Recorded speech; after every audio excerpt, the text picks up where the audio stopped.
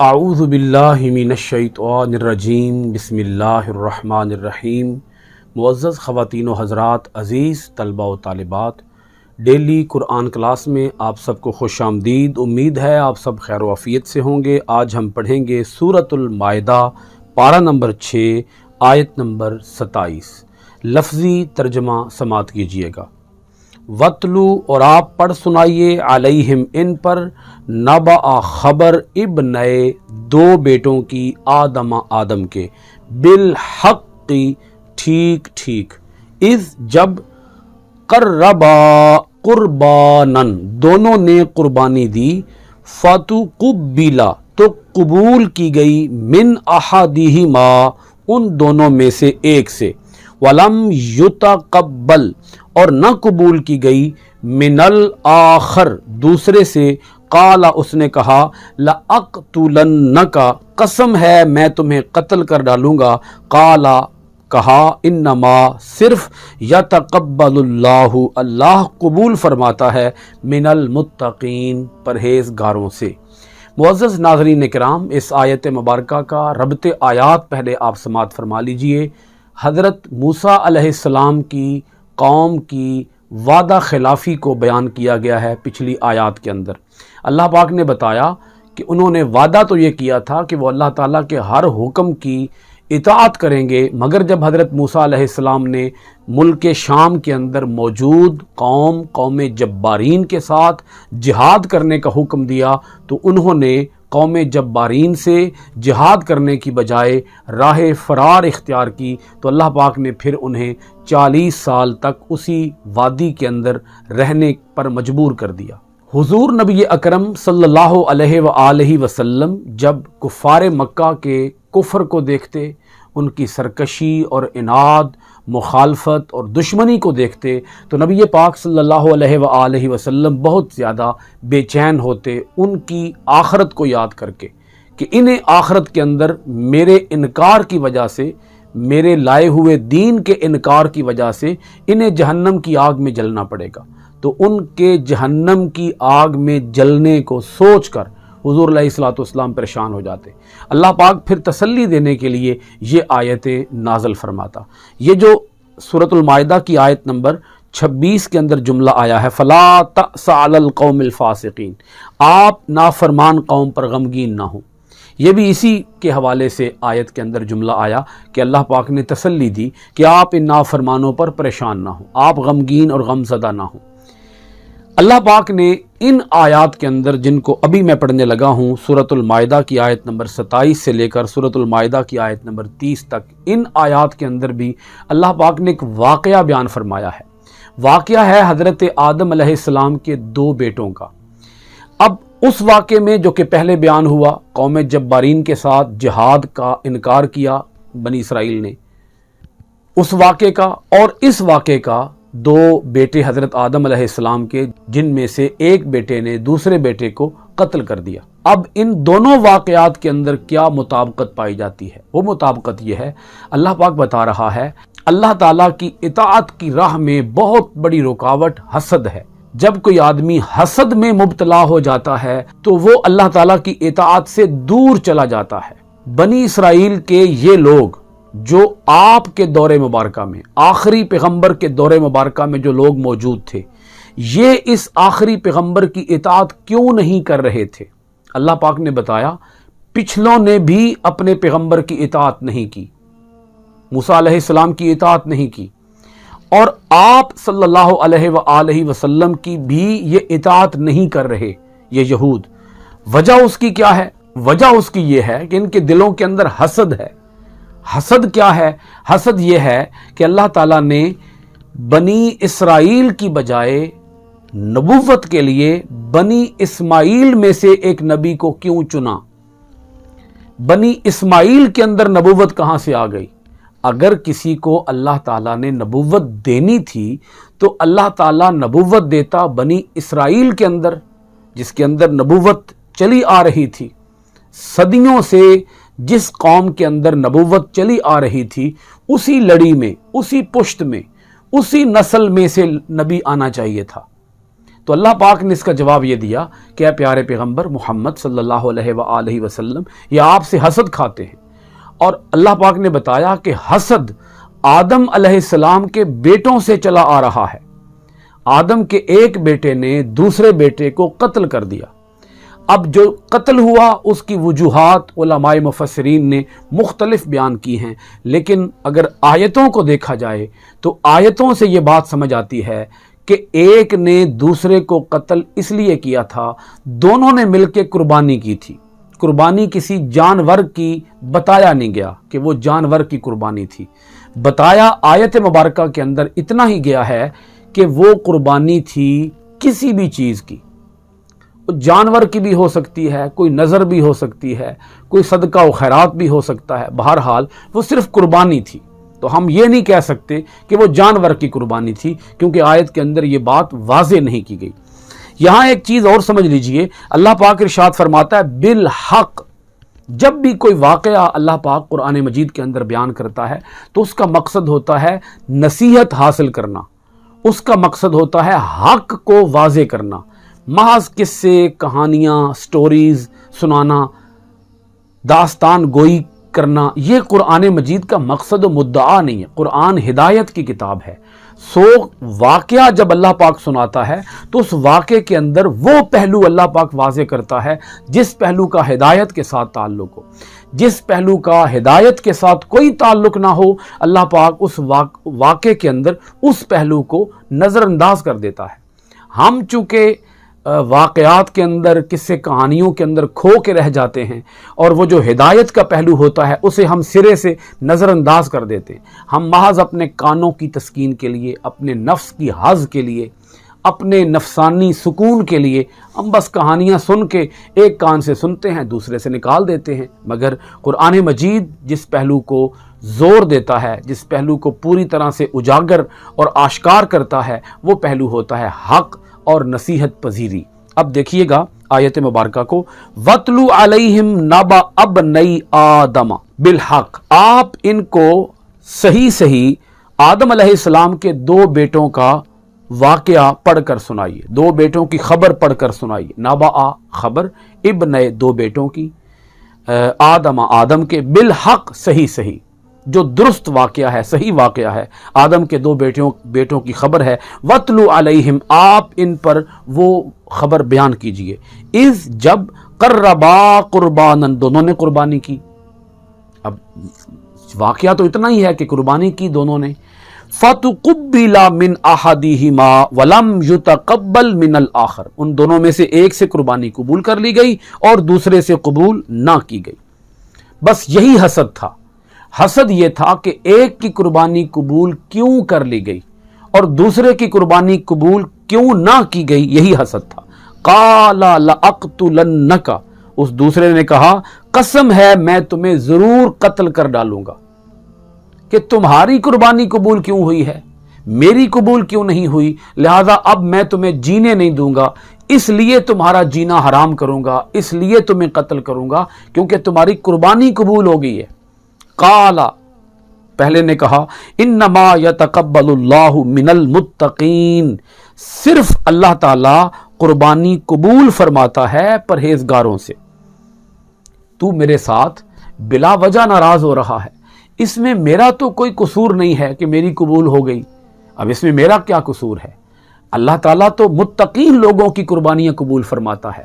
اگر تمہاری قربانی قبول نہیں ہوئی تو بجائے مجھ سے لڑنے کے اپنی ذات میں غور کر، اپنے گریبان میں جھانک، تیرے اندر کیا خرابیاں ہیں، کیا کوتاہیاں ہیں، کیا تیرے اندر وہ فسق اور فجور اور نافرمانی ہے جس کی وجہ سے اللہ تعالیٰ نے تیری قربانی کو رد کر دیا ہے۔ یہ بات سمجھ لیں کہ جب کوئی آدمی گناہوں میں ملوث ہوتا ہے تو اللہ تعالیٰ پھر اس کی نیکیاں بھی قبول نہیں فرماتا۔ یہ بات خاص طور پر نوٹ کرنے والی ہے کہ اللہ تعالیٰ کسی سے بعض اوقات اتنا ناراض ہو جاتا ہے، یعنی اس کی نافرمانیاں اس انداز کی ہوتی ہیں کہ اللہ تعالیٰ پھر اس پر مہر لگا دیتا ہے کہ آج کے بعد اگر یہ کوئی نیکی بھی کرے گا تو میں قبول نہیں کروں گا۔ آپ سمجھ لیں کفر ایک کتنی بڑی نافرمانی ہے کہ اگر کسی آدمی سے کفر سرزد ہو جائے اور بعد ازاں وہ اس کفر سے توبہ نہ کرے اور نیکیاں کرتا رہے، نمازیں پڑھتا رہے، روزے رکھتا رہے، جبکہ وہ کفر کر چکا ہو اور اسی کفر پر قائم ہو اور اس کفر سے توبہ نہ کرے،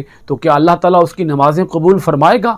ہرگز اس کی نمازیں قبول نہیں ہوں گی۔ لَإِن بَسَطْتَ إِلَيَّ يَدَكَ، تو اگر بڑھائے میری طرف اپنا ہاتھ، لَإِن بَسَطْتَ، اگر تو بڑھائے الیہ میری طرف، یادا کا اپنا ہاتھ، لِتَقْتُلَنِی مَا أَنَا بِبَاسِطٍ یَدِیَ إِلَیْکَ۔ اب یہ جو دو بھائی ہیں، دونوں کے نام بھی آپ سن لیں، ایک ہے حابیل اور ایک ہے قابیل۔ حابیل کی قربانی اللہ پاک نے قبول کی تھی، قابیل کی قربانی اللہ پاک نے قبول نہیں کی تھی۔ تو حابیل نے قابیل سے کہا کہ اگر تو میری طرف اپنا ہاتھ بڑھائے تاکہ تو قتل کرے مجھے، تب بھی میں اپنا ہاتھ تیری طرف بڑھانے والا نہیں ہوں۔ پھر سنیے گا، لَإِن بَسَطْتَ إِلَيَّ يَدَكَ، تو اگر بڑھائے میری طرف اپنا ہاتھ، لِتَقْتُلَنِی، تاکہ تو مجھے قتل کرے، ما انا بباسط، ما نہیں انا میں، بباسط بڑھانے والا، یادی یا اپنا ہاتھ، الیکا تیری طرف، تو اگر مجھے قتل کرنے کے لیے ہاتھ اٹھائے گا بھی تو میں تجھے قتل کرنے کے لیے ہاتھ نہیں بڑھاؤں گا، میں ہاتھ بڑھانے والا نہیں ہوں۔ لِأَقْتُلَكَ، تاکہ میں قتل کروں تجھے قتل کرنے کے لیے میں ہاتھ بڑھانے والا نہیں ہوں۔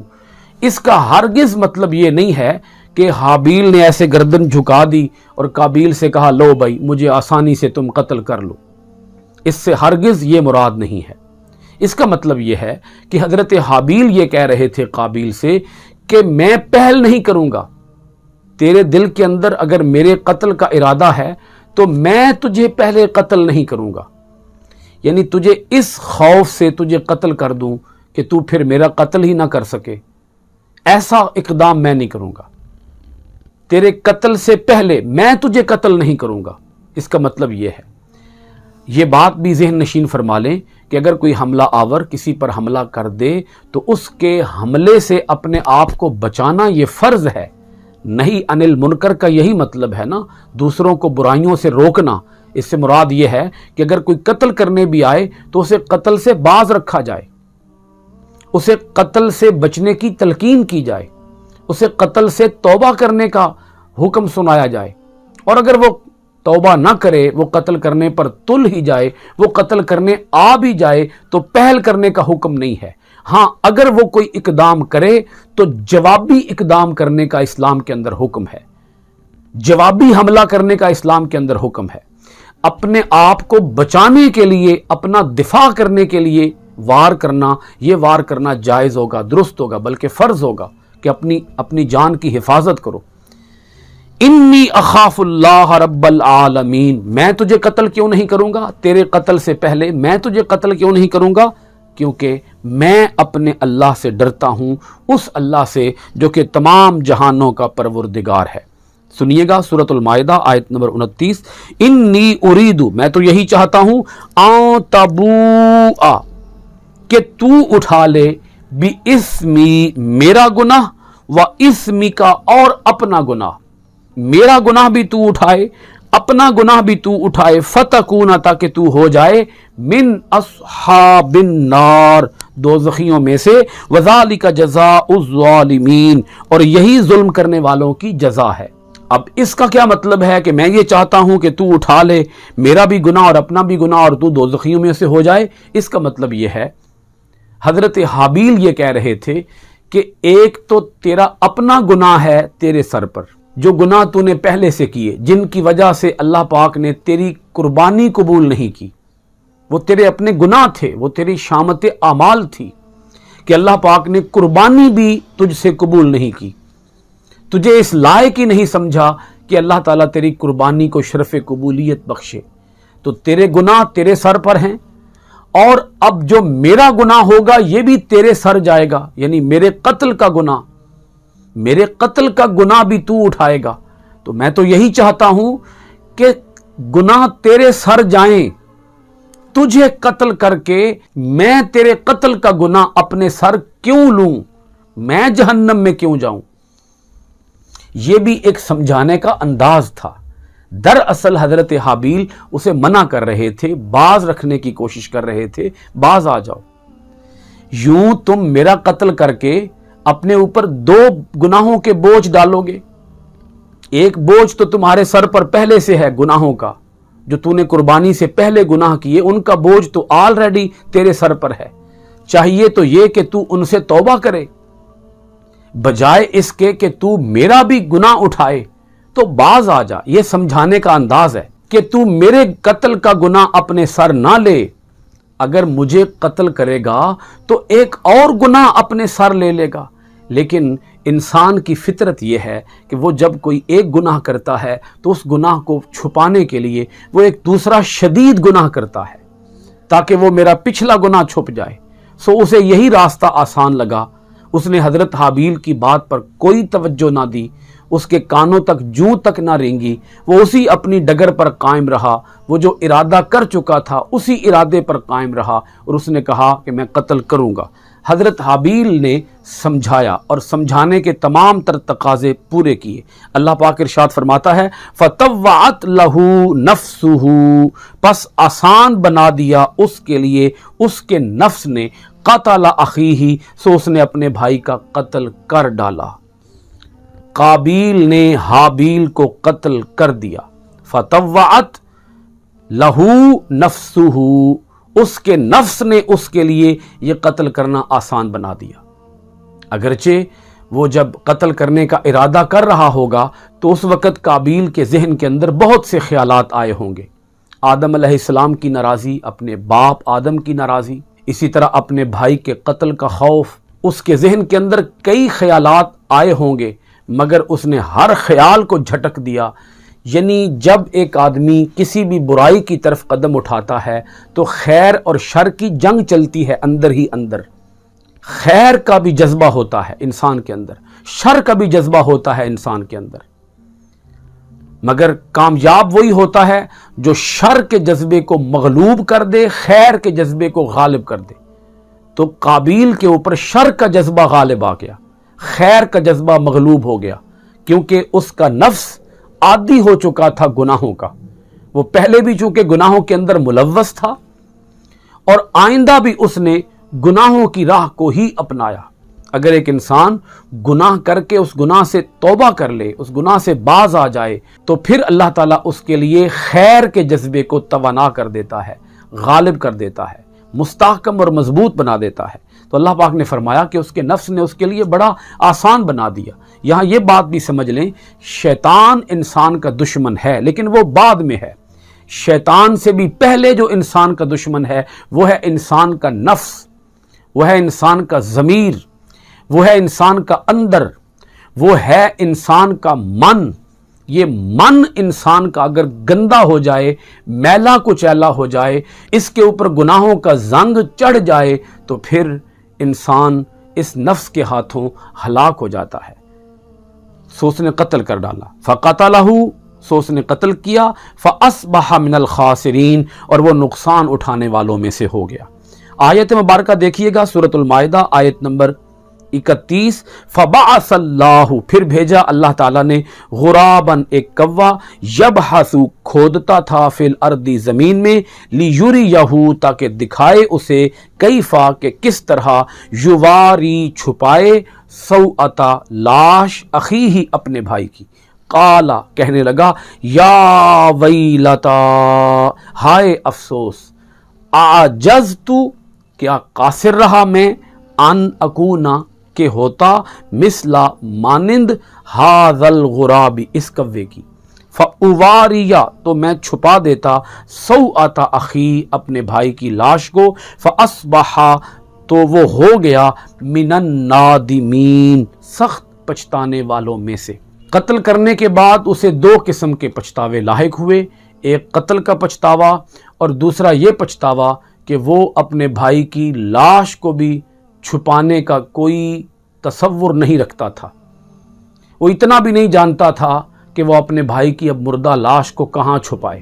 یہ بات اچھی طرح ذہن نشین فرما لیجئے کہ قابیل وہ پہلا انسان ہے جس نے روئے زمین پر قتل کیا، اور حابیل وہ پہلا شخص ہے کہ جس کے اوپر موت آئی، بوجہ قتل موت آئی۔ یہ پہلی موت تھی انسانوں کے اندر حابیل کی، اس سے پہلے کوئی انسان مرا نہیں تھا۔ موت آئی سب سے پہلے حابیل پر، اور دنیا کے اندر سب سے پہلے قتل کیا قابیل نے۔ جب اس نے قتل کیا تو وہ اس سوچ میں مبتلا تھا کہ میں اپنے اس مردہ بھائی کی لاش کو کہاں چھپاؤں۔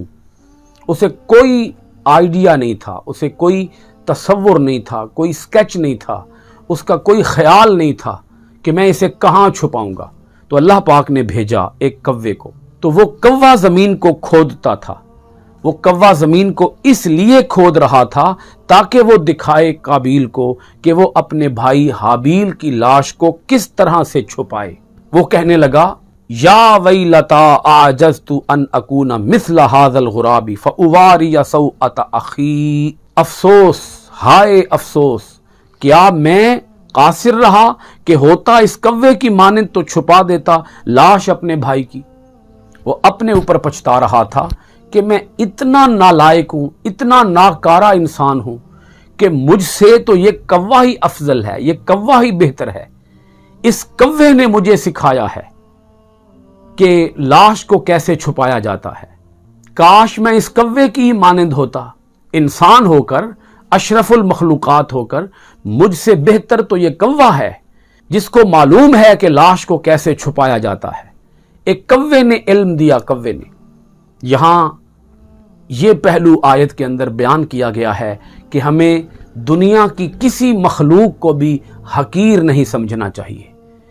انسان کو اللہ پاک نے اگرچہ اشرف المخلوقات بنایا ہے، مگر اللہ پاک نے انسان کو سکھانے کے لیے دیگر مخلوقات پیدا فرمائی ہیں کہ ان مخلوقات سے بھی انسان آئیڈیاز لے، انسان ان مخلوقات سے بھی علم حاصل کرے۔ یہ کتنا بڑا علم تھا کہ جو کوا آ کر سکھا رہا ہے ایک انسان کو کہ قبر کیسے بنائی جاتی ہے، زمین کو کیسے کھودا جاتا ہے، اور زمین کھود کر اس کے اندر لاش کو کیسے چھپایا جاتا ہے۔ یہاں یہ بات عرض کر دوں، قبر کا اعزاز صرف مسلمان کے لیے ہے، کافر کے لیے قبر کا اعزاز نہیں ہے۔ کافر کے لیے یہ ہے کہ گڑھا کھودو، اس کے اندر کافر کی لاش کو رکھو اور اوپر مٹی ڈال دو۔ مومن کے لیے، مسلمان کے لیے یہ ہے کہ اس کے لیے باقاعدہ گڑھا کھودا جائے اور اس کے اندر میت کو رکھا جائے اور اس کے اوپر مٹی نہ ڈالی جائے، بلکہ اس کے اوپر الگ چھت بنایا جائے اور پھر چھت کے اوپر مٹی ڈالی جائے۔ یہ ہے بندہ مومن کی عزت اور اس کا مقام اور مرتبہ، کہ اسے زمین کے گڑھے کے اندر دبانا مقصود نہیں ہے، بلکہ اس کو عزت اور احترام کے ساتھ نہلا کر، اسے کفن پہنا کر، اسے اپنے کندھوں پہ اٹھا کر، اس کی میت اپنے سامنے رکھ کر، اس کے لیے دعائے مغفرت نماز جنازہ کی صورت میں کر کے پھر اسے عزت اور احترام کے ساتھ قبر کے اندر اتارا جائے۔ اللہ تعالی ہمیں اپنی آیتوں کے اندر گہرا غور و خوض کرنے، اپنی آیتوں کو معنی ترجمہ تفسیر و تشریح کے ساتھ پڑھنے، عمل پیرا ہونے، قرآن کے آفاقی پیغام کو دنیا بھر کے اندر عام کرنے کی توفیقات خیر عطا فرمائے۔ آج کی کلاس سورۃ المائدہ آیت نمبر 30 کے ساتھ ختم ہوئی۔ انشاءاللہ العزیز آئندہ ڈیلی قرآن کلاس میں حاضر ہوں گے سورۃ المائدہ کی آیت نمبر 31 کے ساتھ۔ آپ سب حضرات کا بہت بہت شکریہ۔ السلام علیکم ورحمۃ اللہ وبرکاتہ۔